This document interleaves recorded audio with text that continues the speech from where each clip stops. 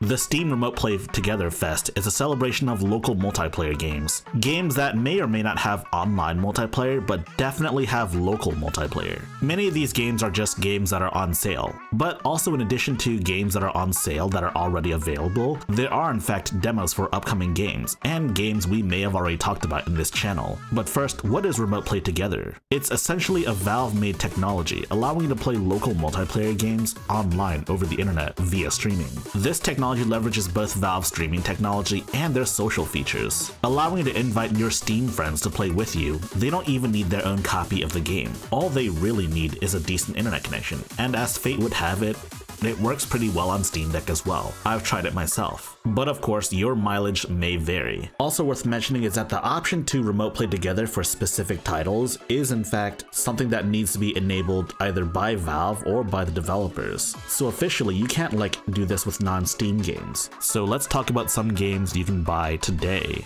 and some upcoming games with remote play together. Many of those will have demos. But before that, if you're enjoying my channel and this video, please like, subscribe, and share this with all of your friends. Spreading the good gospel of high-tech low life will let the YouTube algorithm know that I'm doing well, and will further help me in the algorithm, allowing me to make better and better videos. The first game I want to talk about is Tekken 8. So you may be thinking that, Tekken 8 has online multiplayer. Why do you need remote play together? Well, it's simple really. You don't have to buy 2 copies of Tekken 8. If you're okay playing on one specific person's setup and fighting them all day, then it's a good experience. Also, Tekken 8 does in fact have a demo, but the demo itself is not multiplayer. Next up is Overcooked All You Can Eat. It's essentially both Overcooked 1 and 2, but remastered, and it has online multiplayer, which the first Overcooked actually didn't have. But yes, as per usual, you can remote play together. The most fun you can actually have with Overcooked is getting 3 other friends and playing in person on a couch or something. But barring that, remote play and online play are your best options. Next up is Vampire Survivors. Vampire Survivors doesn't actually have online multiplayer, but it does have local multiplayer, and if a game has local multiplayer, then in theory you should be able to remote play together just fine. I really don't need to say much more about Vampire Survivors. It's a good game. Honestly, both players could buy it for fairly cheap for $5 if they really wanted to. But of course, playing co-op still requires you being there in person or remote play togethering. Next up is Helldivers 1.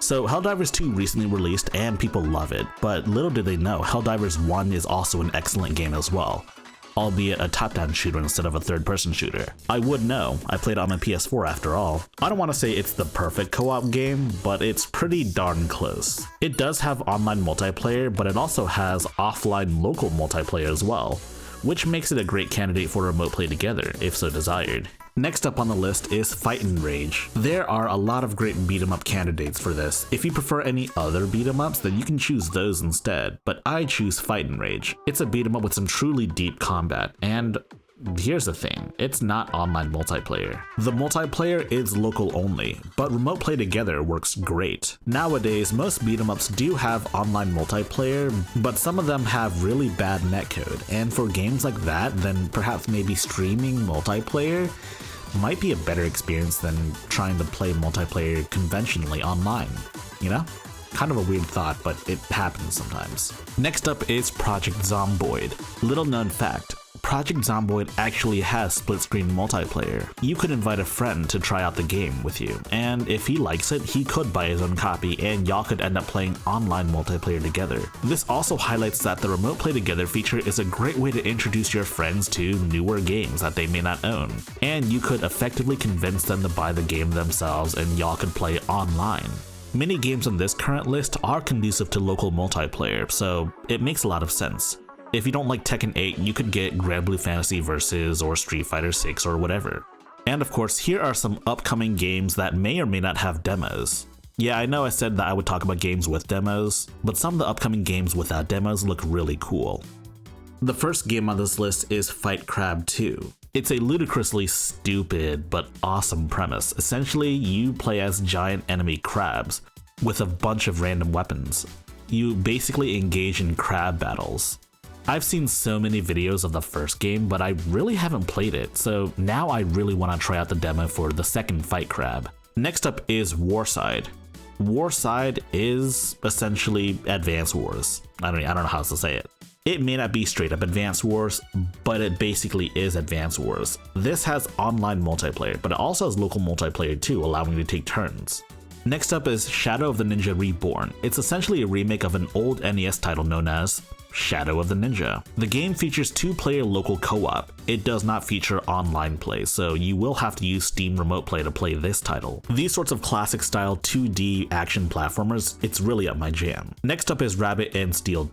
You know, I've actually covered this in a prior Next Fest video, but what I didn't mention was that this game was actually local multiplayer as well, and thus a great candidate for being remote play together. Next up is Stick It to the Stickman. You're a disgruntled employee, and you've decided to take it on everyone in the building, including the CEO. It's an action roguelike that can also be 2 players, local only of course. There is a demo, so if it vaguely interests you, then give it a shot. Next up is Iron Meat, a run and gun heavily inspired by Contra. And when I say heavily inspired by Contra, I mean it basically just is Contra. And on the sliding scale of run and guns inspired by Contra and run and guns inspired by Metal Slug, this airs more towards the Contra side. It's grotesque in the best way possible. It essentially feels like Contra but fully realized and, you know, fully grotesque and not made for a Nintendo system. This one has a demo. And of course, last but certainly not least is Final Night.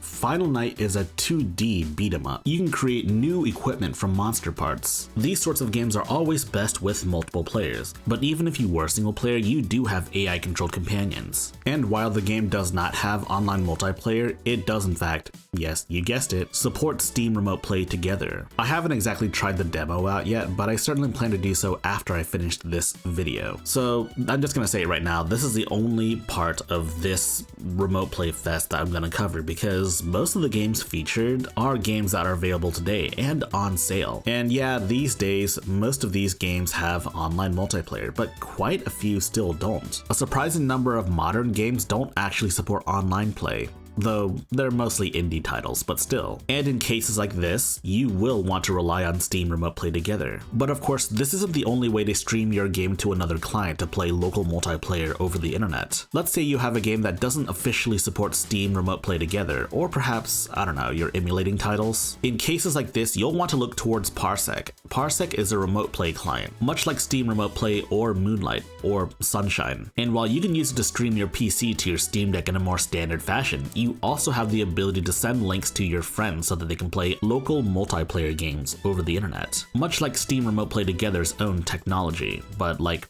not restricted to Steam games, which is Valve's biggest problem when it comes to Steam Remote Play Together. Like let's say for example, a game introduces a co-op mod, a local co-op mod.